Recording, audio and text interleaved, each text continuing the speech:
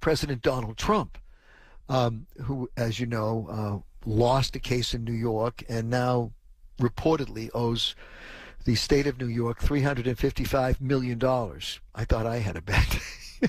But yesterday, he introduced his new $400 golden sneakers. And you think, well, what's wrong with that?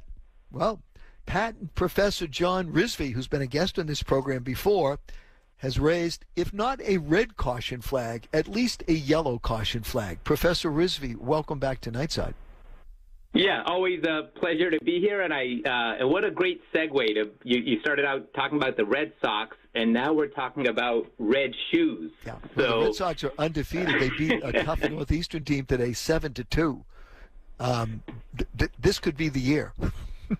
This could be the year. Well, in getting back to Trump and his legal battles, unfortunately, he cannot say he's undefeated because this has been a horrendous week.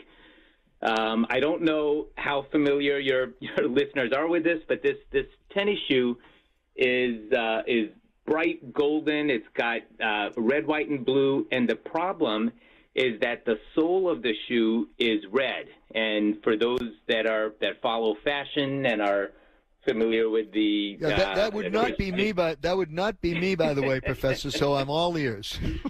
Okay, so Christian Louboutin is. Their shoes are famous for having a red sole, and they're typically women's high heels, and they aggressively defend their trademark. They obtained a trademark way back in 2008, and in fact, they've gone to court several times,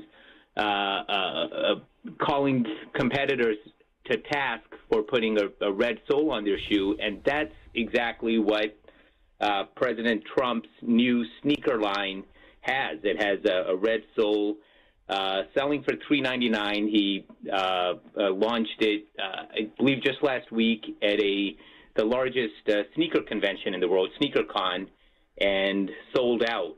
So there's a limited edition of 1,000 of these that have been sold. But it's, for us intellectual property attorneys that focus on protecting ideas and brands, it's almost as if he's walking into another possible lawsuit. Yeah, but so the question is here, and I understand that. So they got a patent, this company, which I guess is a big fashion company. Did you say Louis Vuitton?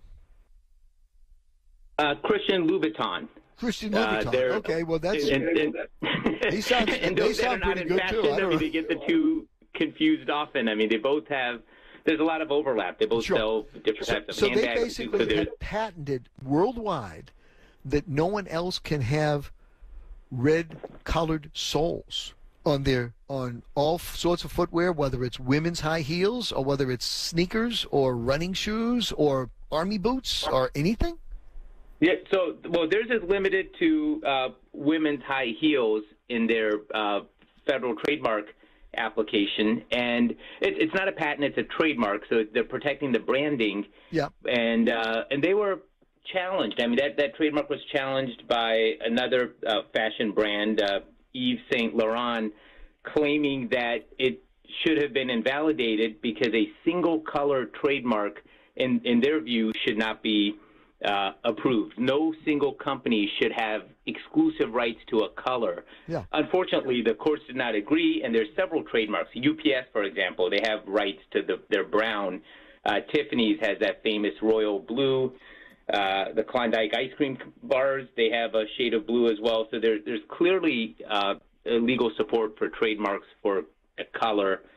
And the question is going to be, in this case, one possible defense is that consumers are not confused between Christian Louboutin, women's high heel with a red sole, and Trump's Never Surrender high top sneaker. That there's not going to be any confusion. People are not going to feel the companies or brands are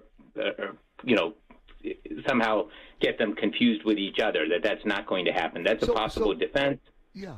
So let me ask you this question. So, for example, you said that UPS has the color brown. Now, I assume when we were kids and you got, a box of 20 crayons, you had one red, a green, all of that.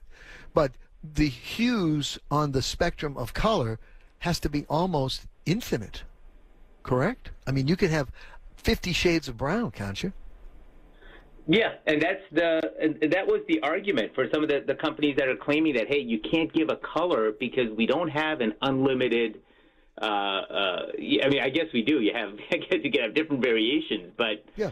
The thing is, trademarks are always field specific. So you can, there's one company that has, for example, a trademark on Dove for chocolate, and a completely different company owns Dove for beauty products. Yeah, and they because can they're not in competition. Okay, so sure, they would. So brown, really... UPS has brown for delivery type services, but you could certainly have that brown for a completely different product, and it wouldn't be an infringement. Yeah, I mean, Gould's mustard could be a brown mustard, or for example. So it seems to me that Trump should be okay here. The claim would be, some would say shoes are shoes, and let's not make a distinction between high-top sneakers versus high heels. Okay. Right. And others would say, well, wait a minute, they're completely different markets. They're going after a different segment, and they should be considered different products and be able to coexist. All right. Well, look, Professor, you have explained it very well. And I think you've explained the potential pitfalls and also perhaps the way in which attorneys, trademark attorneys for former President Trump would be able to argue a distinction. As always, you're one of my favorite guests. Thank you so much for joining us tonight. And have a great weekend. Always a pleasure. Thank you.